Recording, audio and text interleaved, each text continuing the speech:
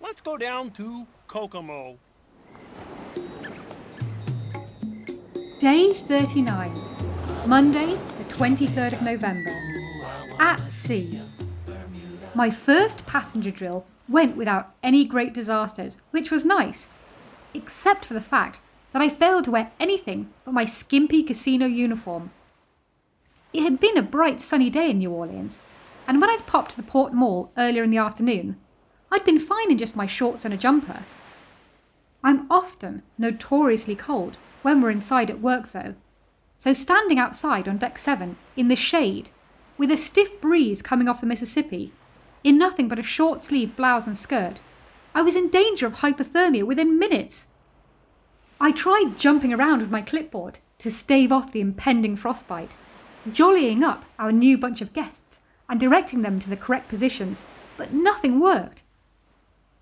It seemed forever to get everyone assembled, and upon checking the muster list, we were still missing over 20 passengers. And I'd soon lost all feeling in my extremities as the minutes ticked by. I shivered and shook, and had goose pimples the size of pineapples on my bare arms. After announcing the safety advice in English, I then rummaged the depths of my brain to do the same demo in French for the 4 guests from France allocated to Station X1.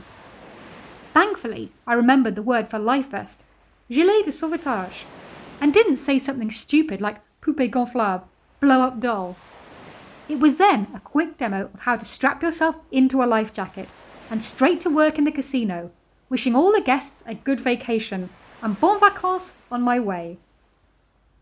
It seemed ages before we set sail, so we sat around at empty tables in the Dawn Casino, waiting for the Coast Guard to allow gaming to commence upon our departure, and held lessons on how to play the various games that we offer. I was still freezing and could barely manoeuvre the cards with my fingers that were like icicles. On my first break, I wrapped up in my jumper and big coat that I'd bought from back home and braved a quick trip to deck 8 to get some photos of the sun setting over the great Mississippi River as we sailed towards the sea. It's fascinating to feel the ship bank steeply to one side as she makes her way around the bends. And in front of us, I could see another cruise line all lit up like a Christmas tree. The first night of each new cruise is often very weird, as there is no one familiar amongst the groups that start to trickle into the gambling den in search of the free-run punch on offer. As I've said before, I hate sitting at a no game. So to attract a potential player, or at least some company, you can normally catch someone's eye and ask how their day went. With no recognisable faces in the crowd, and nothing to start a conversation with other than a big smile, followed up by, "Hello, good evening." The beginning of a shift can often be very slow to get going. Within an hour or so, just as the punch has started to warm the edges a bit, 1 or 2 punters usually brave a seat in front of you, and you can start with all the day 1 questions. Where do you come from? Who are you here with? Have you cruised before? Each week on a Sunday, there becomes a period when the waiters and waitresses can no longer be sighted, unless they all head off to some secret party I've yet to find out about. I think that it's just the volume of guests, all clamouring for a cold beverage at the same time, that keeps them from providing their usual prompt, efficient service. There's an hour when it all goes a bit mental on the tables, just before dinner time, around 7:30 p.m, when the alcohol has no food to stop it running riot, and the casino goes from busy to downright crazy. The guests are all whooping and hollering left, right and centre, and the polite conversation is forgotten, with everyone telling stories like they're old friends, including raucous laughter at every punchline. It's amazing how quickly the atmosphere changes, and suddenly last week's gamers are forgotten, and the new bunch are your long-lost best friends.